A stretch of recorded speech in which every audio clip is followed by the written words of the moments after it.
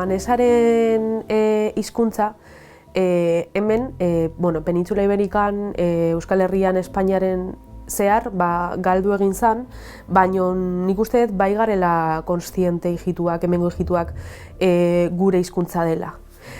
Egia da, orain dela, 600 urte iritsi ziren hijituak Espainiara, Euskal Herrira, baina, generazioz hori galdu da.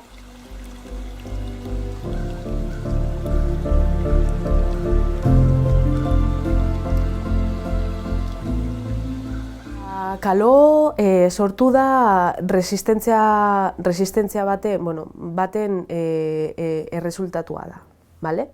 Zeren azkenean, debekatu ziguten gure idioma hizkuntza puroa hitz egiten, romani, eta hemen iristerakoan, Penintsula Iberikara, sortu zen fusio bat. Fusio hori da gaztelera eta romanesaren nahasketa. Idatzita dago, 1425 urtean, lehendabiziko hijituak pasatu genuen Espainiara. Eta hor gertatzen dana da, lehenengo pasa behar genuen Euskal Herritik. Eta Euskal Herritik pasa ez gero, Euskal Herriko hijituak, Euskal Herriko jendea eta hijituak beraien hizkuntzan, romani eta euskaran similitude pila bat zeudela ikusi zuten. Eta orduan, lehenengo hijituak penintsulan asentatu zirenak, hijituak izan ziren. Osea, Euskal Herrian lehenengo hijituak asentatu ziren. Erromintzela da romani eta euskara. Orduan, adibidez, badakigu zer den latxe, lotxa da. Txukel, txakurra da. Horiek dira, nik uste dut, erromintzela puroa. Etxea, kera deitzen da, eta romaniz da ker. Eta orduan, ikusten baldin baduzu hiru dikzionario horiek, ikusten dituzu similitude pila bat. Aldegu errekuperatu? Bai, baina, klaro, medioak behar ditugu, eta jendea behar da. Gure kulturan, hijitu kulturan, oso garrantzitsua da familia. Eta nik uste dut hori egin du guk gaur egun sortutako dialekto horiek jakitea horretaz. Zeren, nire aita ez baldin badu bere romanipena da hijitu identitatea. Romanipen hori sortu, sentitu, bagian niri ez dit ezer esan hortaz. Baina bai dago. Bai dago sentipen hori.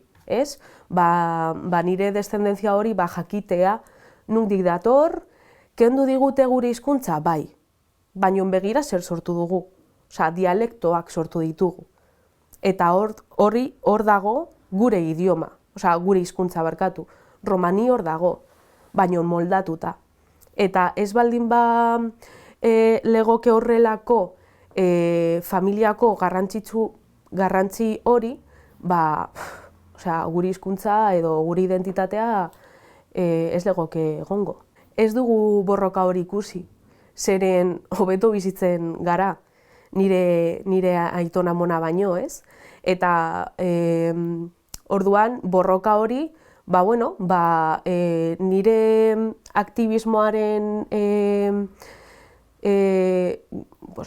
aktivismoaren gaitik, nik hijitu txikienei transmitutuko diot, eta hori erresistentzia bat da.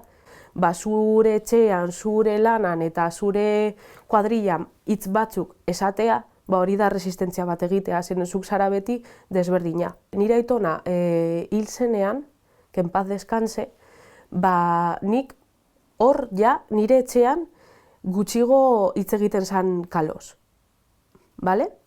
Eta nik txikian nintzanean hitz pila bat nekien, baina gaur egun azten baldin banaiz, bai, ateratzen da. Baina sentipen hori ez dut sentitu hainbeste, zeren oso txikian nintzen. Izugarrizko pena daukat, zeren nik romanesa ez dakit, bale? Bai kalo, bai erromintxela pixka bat, baina ez da puroena. Eta orduan, identitate hori ez izatea hizkuntza, pues me da mucho coraje. Ez dakit agian hitz batzuk kaloz esaten ditut, eta hor nik uste ni naizela. Hor ni naiz.